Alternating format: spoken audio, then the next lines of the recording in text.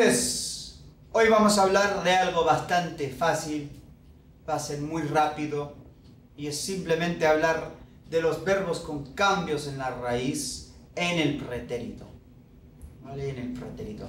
Ya en el presente, creo que el semestre pasado, pero también este semestre, hemos visto la idea de los verbos con cambios en la raíz. Si os acordáis, normalmente los verbos con cambios en la raíz tienen la forma de una bota y las formas que están dentro de la bota sí que tienen un cambio y las formas que están fuera de la bota, o sea, nosotros y vosotros, no manifiestan ningún cambio. ¿Okay? En el pretérito va a funcionar de una manera un poco diferente, porque en el pretérito los verbos, primero los verbos de AR e ER, AR y R, no tienen ningún cambio en la raíz en el pretérito. Entonces un verbo como pensar, por ejemplo, que en el presente tenía un cambio en la raíz, en el pretérito no tiene ningún cambio porque es un verbo de AR. Sin embargo, los verbos que terminan en IR, como pedir, servir, dormir, por ejemplo, que son verbos que sí tienen un cambio en la raíz en el presente, sí también van a tener un cambio en la raíz en el pretérito. Lo que pasa es que el cambio va a ser un poco diferente y va a ocurrir en diferentes formas del verbo. Pero tampoco es algo muy difícil y ya sabemos reconocer los verbos que cambian en la raíz. Os lo digo en inglés. ¿Mejor? Yo creo que sí. Welcome back. Today, as I just explained to you in Spanish, but you may not have gotten, we're going to be looking at stem-changing verbs in the preterite.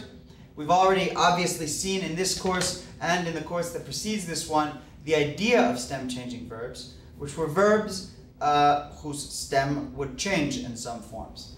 In the present tense, so if you remember, stem-changing verbs worked within a boot form. Within the boot, there would be a change in the stem. However, outside of the boot, which would be the nosotros and vosotros forms, we would have no change in the stem. If you remember in the present tense, we saw three kinds of stem-changing verbs.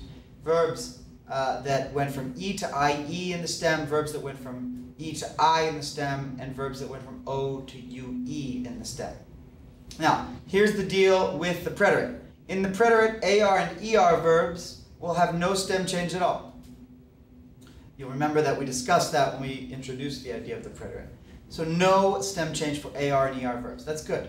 So a verb like pensar, for example, which in the present tense was pienso, piensas, piensa, pensamos, pensáis, and piensan. So it fit within the boot verb format. In the preterite, it has no stem change at all. However, the IR verbs that we've seen that stem change in the present tense will stem change in the preterite. So there are no new stem changing verbs. Only the verbs that we already know to be stem changing verbs will also stem change in the preterite. So verbs such as dormir, morir, pedir, servir, preferir. What else have we seen? So that's all that comes to mind right now, but any verb that we've already seen that is a stem-changing verb in the present will also be a stem-changing verb in the preterite, but in a different way. Okay? So there'll no longer be a boot that we have to look at. There'll be more of a, I don't know what you call it, a sandal perhaps. And let's take a look at them. So, a couple of pointers about these stem-changing verbs in the preterite. Only IR verbs. So remember, AR verbs, ER verbs, no stem changes at all. A verb like pensar, which stem changed in the present, in the preterite will simply be pensé, pensaste, pensó, pensamos, pensastes, y pensaron.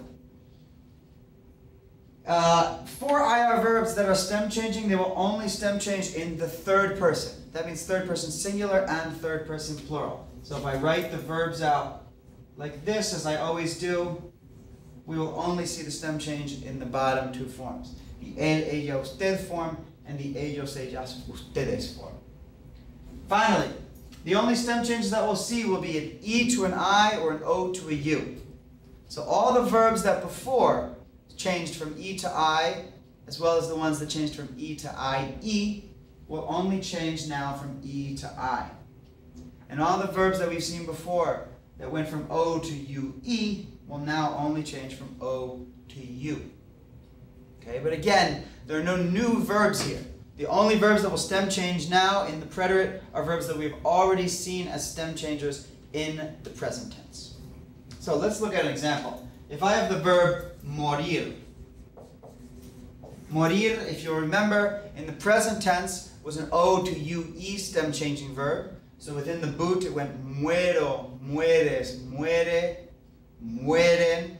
But up here we had morimos and moris. In the preterite tense will be mori, okay, so no stem change. Moriste,